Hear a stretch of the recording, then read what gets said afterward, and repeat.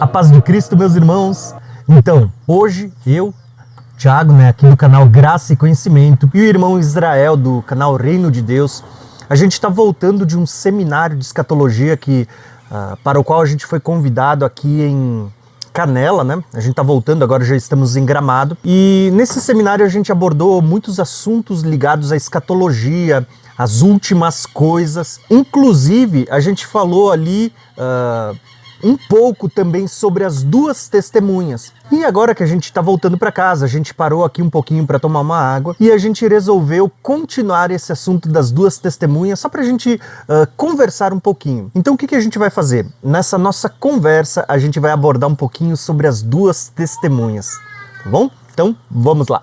Irmãos, hoje nós vamos falar um pouquinho aqui das duas testemunhas, É um assunto importante. E como eu e o Thiago Tis, a gente está aqui, estamos voltando de viagem, resolvemos para parar aqui nesse lugar, que é bem bonito, E a gente resolveu tratar desse assunto, Porque a gente chegou a tratar ali no seminário e achamos que seria necessário, talvez, trazer alguns complementos do seminário, Então, se você não viu, nos nossos canais vão estar os vídeos do seminário aí. Então, irmãos, aqui em Apocalipse, capítulo 11, a partir do verso 1, nós temos o seguinte texto que vai dizer o seguinte: foi-me dado um caniço semelhante a uma vara, Então, lembrando que a expressão caniço, ela na antiguidade era utilizada para fazer medição. Sabe que nós temos uma trena hoje, Naquele tempo que as pessoas utilizavam para fazer medição, justamente era o que? Era a vara. Então eles mediam o tamanho das coisas com vara, com caniço e tudo mais.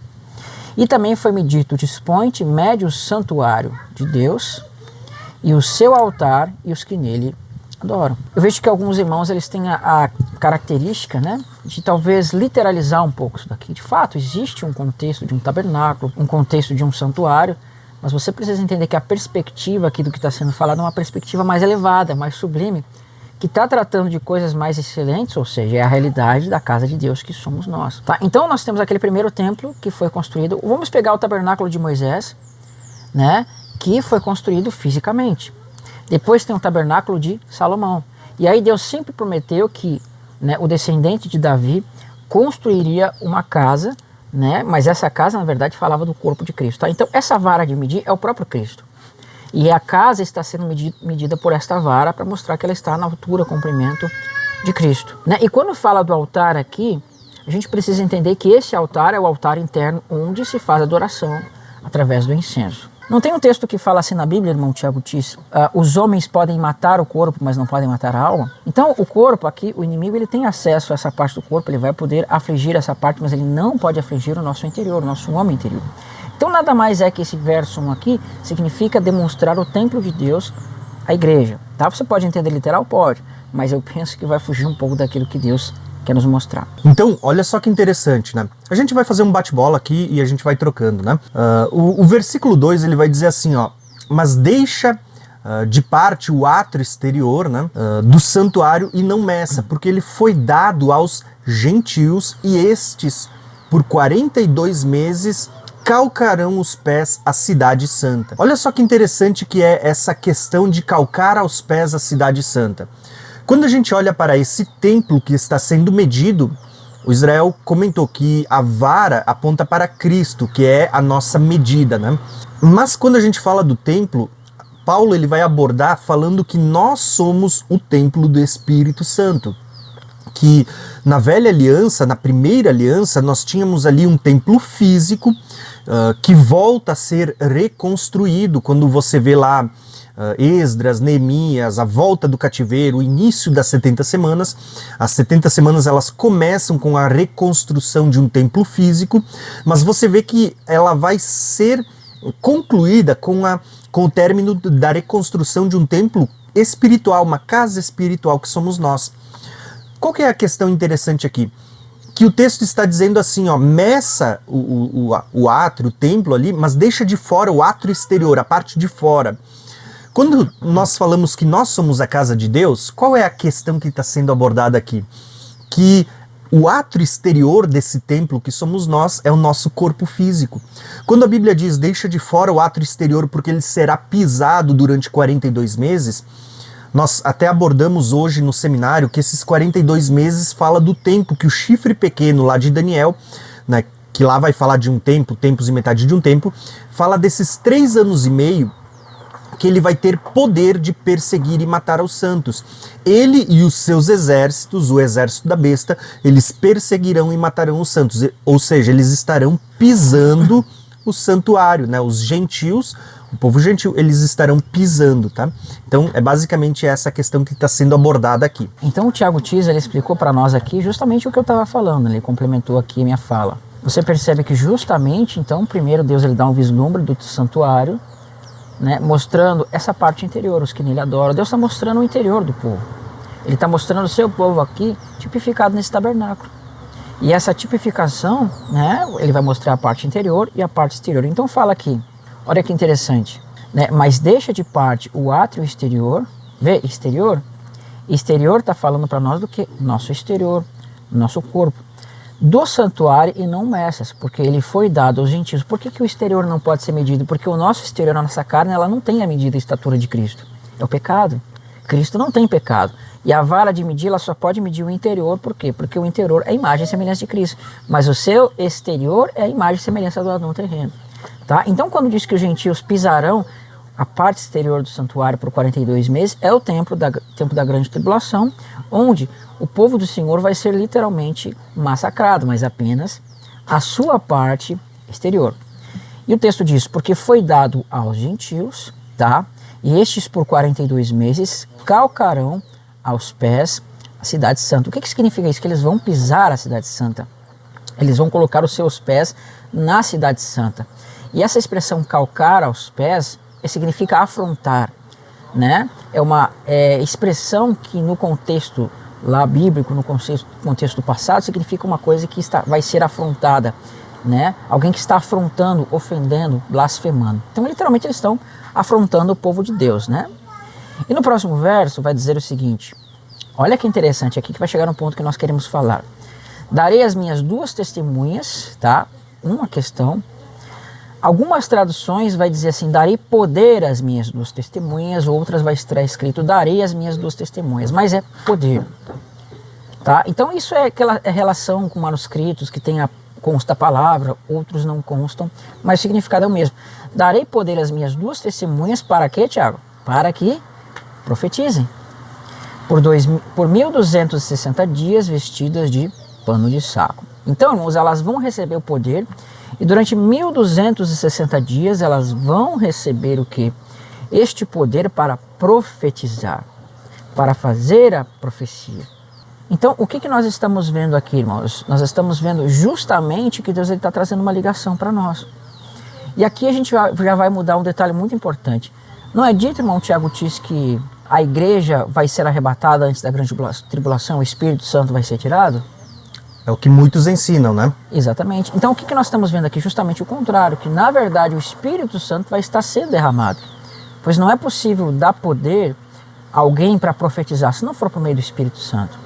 E eu vou mostrar para você como isso já estava escrito lá no contexto do passado, onde Deus demonstra que o Espírito Santo ia ser derramado naqueles dias. Tá? Olha o que vai ser dito lá em Atos 2. E acontecerá nos últimos dias, diz o Senhor, que derramarei do meu Espírito sobre toda a carne, e os vossos filhos e vossas filhas profetizarão. Viu que nós lemos lá em Atos capítulo 11, que diz que Deus vai dar poder para as duas testemunhas, elas profetizarão? E aqui fala, né, derramarei do meu Espírito sobre os vossos filhos e eles profetizarão. É a mesma coisa. E os vossos jovens terão visões e sonharão os vossos velhos.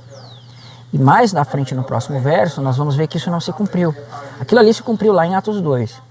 Mas aqui no verso 18 diz o seguinte, até sobre os meus servos e sobre as minhas servas derramarei do meu Espírito naqueles dias e profetizarão. Irmão, Tiago Tis, se fala de servo, fala de pessoa que já era convertida, não fala? Uhum. Então, se eles já eram convertidos, eles tinham o Espírito. Mas aqui fala que Deus vai derramar o Espírito sobre os servos. Então, consiste em dizer que os servos que já têm Espírito estão recebendo uma nova, né, uma unção dupla aqui. Então, você tem uma ligação lá com o profeta Eliseu, que recebeu a dupla porção do Espírito. E o que Deus vai fazer nesse contexto? Tá? Para você ver como liga com as duas testemunhas. Mostrarei prodígios em cima nos céus, sinais embaixo na terra, sangue, fogo, vapor de fumaça. E o que vai acontecer? O sol se converterá em trevas e a lua em sangue antes que venha o grande e glorioso dia do Senhor. Então, olha só o que o texto continua dizendo para nós. Quando a gente chega no versículo 4 de Apocalipse 11, o texto que a gente está lendo aqui, o texto diz assim, ó, que essas duas testemunhas que receberão poder, o texto diz assim, ó, são estas as duas oliveiras e os dois castiçais, ou dois candelabros, né? Dois candeeiros. A gente poderia até chamar de uma menorá, né? Mas a menorá, na verdade, ela fala das 7 igrejas, os 7 castiçais juntos. Só que por que eu comentei isso? Porque quando a gente vê aqui esses dois castiçais, eles estão apontando no livro do Apocalipse para dois castiçais que fazem parte daqueles 7 que apareceram no capítulo 1, 2 e 3. Quando a Bíblia fala que as duas testemunhas são dois castiçais ou dois candeeiros, basicamente o texto ele está apontando primeiramente para 7 igrejas, duas que não receberam repreensão. Lá a gente vai ter 7 igrejas, mas 2 delas estão irrepreensíveis, que é Esmirna e Filadélfia. São as 2 testemunhas que irão profetizar, que irão receber poder. Só que é interessante, né, e talvez o Israel pode até falar depois sobre isso, que essas 2 testemunhas, ou essas 2 oliveiras, né, são 2 candeeiros, são 2 oliveiras. É a mesma visão que vai aparecer lá em Zacarias, aonde a gente vê justamente essa visão sendo apresentada. Lá, essas 2 oliveiras, elas estão apontando, na verdade, para os 2 homens que Deus estava levantando, que era Zorobabel, uma figura de Cristo, e Josué, que também é uma figura de Cristo. Mas você vê que lá Deus estava falando que essas 2 oliveiras, sobre quem vai verter azeite de ouro sobre 2 tubos de ouro, onde vai estar sendo derramado a unção que vai dar esse poder que o irmão Israel está falando, são sobre essas 2 oliveiras, são sobre esses 2 candeeiros, esses 2 tubos de ouro, que fazem parte dessa menorá. Então você começa a ver que está sendo apresentado uma figura para nós do poder que estará sobre as 2 testemunhas. E isso inclui a profecia de Joel, que está sendo citada em Atos, que o Israel acabou de ler. O que você vê ali? Não foi dito por Jesus para que o povo permanecessem até que recebessem do alto poder quando o Espírito Santo fosse derramado e eles seriam testemunhas? A gente falou hoje no seminário sobre isso. A palavra testemunha ali significa mártir. Você vai ter poder para, se for necessário, até mesmo morrer por Cristo. Então, quando a gente fala de poder, o poder ele é abrangente, porque ele vai falar sobre o poder de fazer sinais, prodígios, milagres, curas e muitas coisas. Mas ele fala de um poder que vai te fortalecer para que, se necessário for, você entregue a sua vida e não negue a Cristo durante o período da grande tribulação. Esse é o poder, tá? O poder não é só você dançar no mistério e tudo mais. Na Israel. O poder, na verdade, ele fala de um poder para testemunhar a Cristo no período da grande tribulação. Então, olha que interessante que vai falar aqui depois. Vai dizer bem assim no verso 5. Se alguém pretende lhes causar dano, sai fogo da sua boca e devora os inimigos. Sim, se alguém pretende causar-lhes dano, certamente deve morrer, tá? Então, olha que interessante. Aqui está mostrando que se alguém pretende causar dano às 2 testemunhas, vai sair fogo da boca das 2 testemunhas e vai o quê? Consumir os inimigos. Isso é uma ligação lá com quem? Com Jeremias. Que diz assim, Jeremias capítulo 5, verso 14. Portanto, assim diz o Senhor, o Deus dos exércitos, visto que proferiram eles tais palavras, eis que converterei em fogo as minhas palavras na tua boca, e a este povo em lenha serão consumidos. Então, na verdade, o texto ele faz uma ligação com Moisés, uma ligação com Elias, mas também faz uma ligação com Jeremias, tá? Então, aqui a gente vê que durante o tempo da sua profecia, que são 1260 dias, eles têm um tipo de invulnerabilidade quanto aos inimigos. Então, olha que interessante no verso 6. Eles têm autoridade para fechar o céu. Quem é que está falando aqui, irmão? Está falando de Elias. Né? O céu para que não chova durante os dias em que profetizarem. Tem autoridade também sobre as águas para convertê-las em sangue, bem como para ferir a terra com toda a sorte de flagelos, tantas vezes quanto quiserem.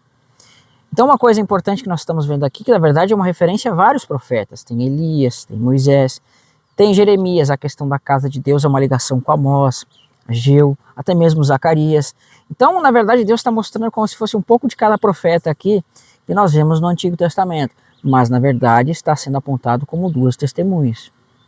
É interessante porque a palavra duas testemunhas não é um número literal, como se fossem apenas dois homens que vão ser levantados por Deus nesses dias. Na verdade, a palavra duas testemunhas aqui, ela se refere a dois grupos que estarão profetizando. E é interessante que esses dois grupos, eles virão sim no poder de Jeremias, que tem poder de fazer fogo sair da sua boca, no poder da unção que foi derramada sobre Zorobabel e sobre Josué, tem sobre si a unção que foi dado lá a Moisés para fazer sinais, pragas, águas se tornarem sangue, vão vir debaixo da unção de Elias, assim como aconteceu com João Batista. Jesus não dá testemunho dizendo, este é o Elias que haveria de vir. Ele estava falando da unção de Elias que estava sobre João Batista quando estava preparando o caminho da primeira vinda. Você vai ver que Deus vai voltar a fazer isso levantando duas testemunhas, mas esse número 2, ele fala de um número simbólico, né, sobre quem repousará o poder e a unção de Deus no tempo do fim. E o detalhe, como Israel comentou, fala de uma porção dobrada daquilo que Deus já derramou no princípio, só que agora nós vamos ter em dobro, uma porção dobrada desta unção. Né? Então é interessante porque a gente vai começar a tratar de algumas coisas daqui a pouco relacionadas a essas duas testemunhas, porque elas estão tipificadas em toda a escritura, tá?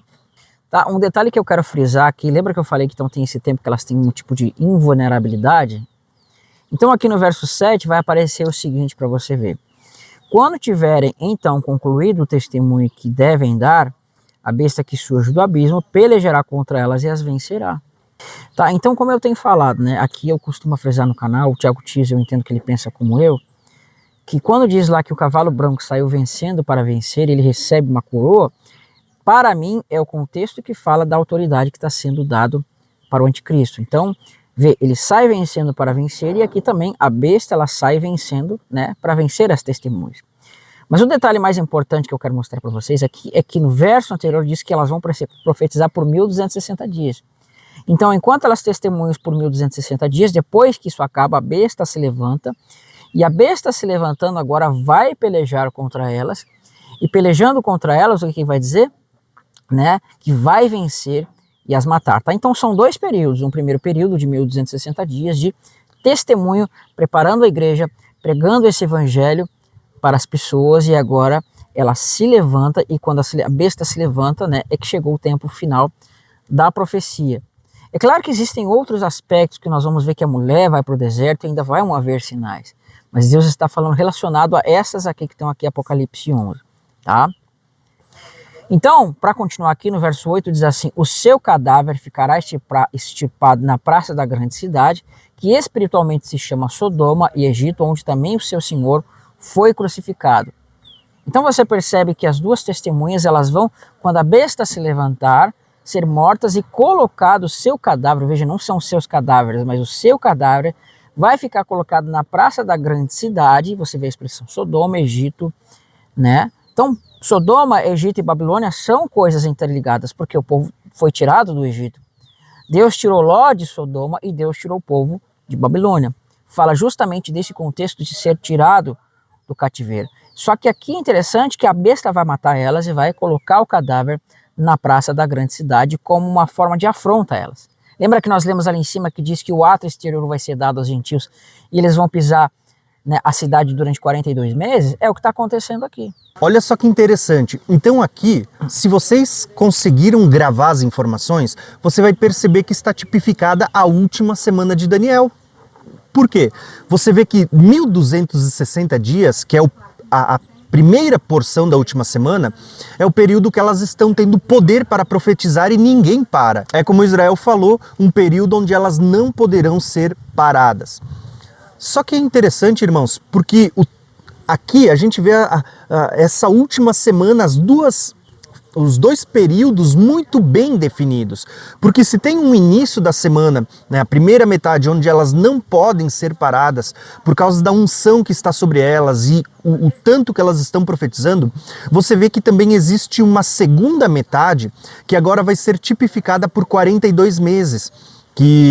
Onde elas estarão sendo pisadas, estarão sendo mortas. Ou, como o próprio texto vai usar uma outra figura de linguagem, elas ficarão expostas durante 3 dias e meio. Essa expressão 3 dias e meio, a expressão 42 meses, 1260 dias, ou como vai aparecer em Apocalipse 12, né, um tempo, tempos e metade de um tempo, todas elas são expressões que, se você calcular, né, meses de 30 dias, você vai chegar ao período de 3 anos e meio. Inclusive a expressão 3 dias e meio, profeticamente, é 3 anos e meio. Você vê que a última semana de Daniel, ela está profetizada aqui nas duas testemunhas. Primeira metade, tempo de profetizar. Segunda metade, período de perseguição. Tá? Então eu quis dar esse destaque para você ver a última semana de Daniel. Para quem diz, não, a última semana de Daniel já se cumpriu com Cristo na cruz. Como você justifica que esse quadro da última semana de Daniel é o quadro que está sendo pintado aqui no livro do Apocalipse, no capítulo 11? Não é verdade? Ok, então nós vimos essa questão do poder, né, que foi falado aqui, e as coisas que o Tiago Tis falou aqui.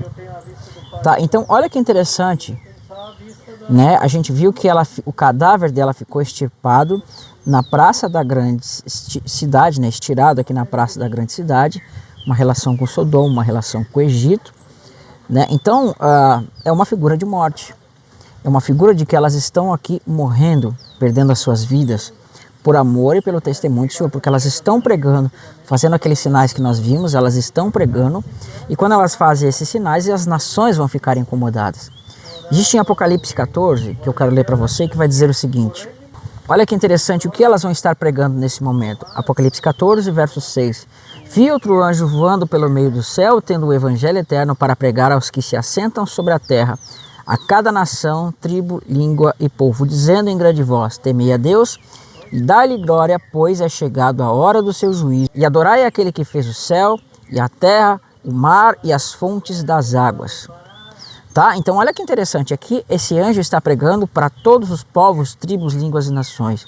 E voltando para Apocalipse 11, veja o que vai dizer lá, o que esses povos, tribos, línguas e nações vão fazer quando as duas testemunhas morrerem. Diz lá, então muitos dentre os povos, tribos, línguas e nações contemplarão o cadáver das duas testemunhas por 3 dias e meio. Olha que interessante, elas profetizam por 1260 dias, mas também o cadáver vai ficar extirpado por 3 dias e meio. 1260 dias são 3 anos e meio, 3 dias e meio é uma relação com 3 anos e meio. Aqui você vê 2 períodos de 3 anos e meio, nós temos 7 anos. E neste período, quando elas estão morrendo, as nações vão contemplar.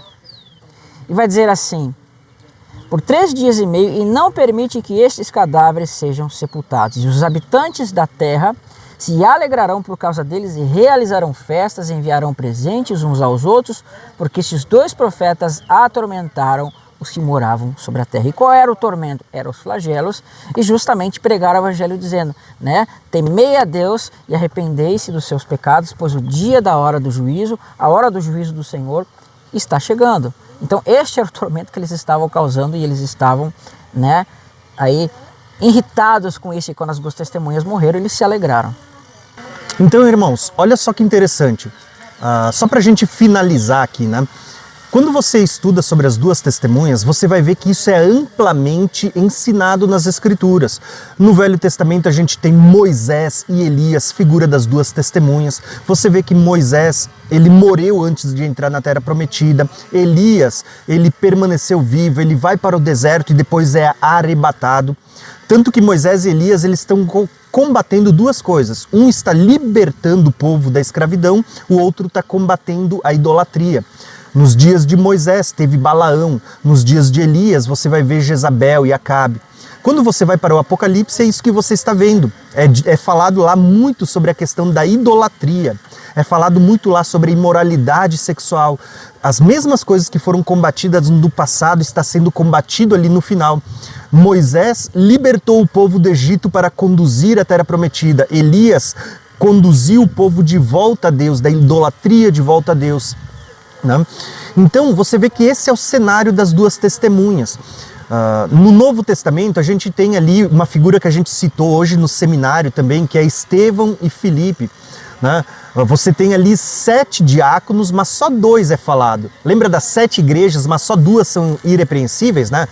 Então você tem ali, 7 diáconos, não estou falando que os outros estavam em pecado, né? Mas 2 recebem destaque. A Bíblia diz que Estevão fazia milagres, Filipe fazia milagres, estavam debaixo do poder de Deus. Mas a Bíblia vai dizer assim, que Estevão, ele vai ser apedrejado, morto na praça de uma grande cidade, ali de Jerusalém. Tá? Vale lembrar aqui, destacar que a Grande Babilônia não se refere, não se limita apenas a Jerusalém, tá? Mas quando a gente fala disso, você vê que enquanto Estevão está sendo morto, que é o que acontece com a igreja de Esmirna, que está sendo presa, que passará por uma tribulação de 10 dias e tudo mais, você vê que Filipe, ele vai fugir para lugares desertos, primeiramente para Samaria e depois guiado pelo anjo para o deserto, onde ele encontra com Eunuco, né? Assim como aparece lá com a igreja que está sendo conduzida para o deserto, a mulher que recebe asas de águia para ir para o deserto.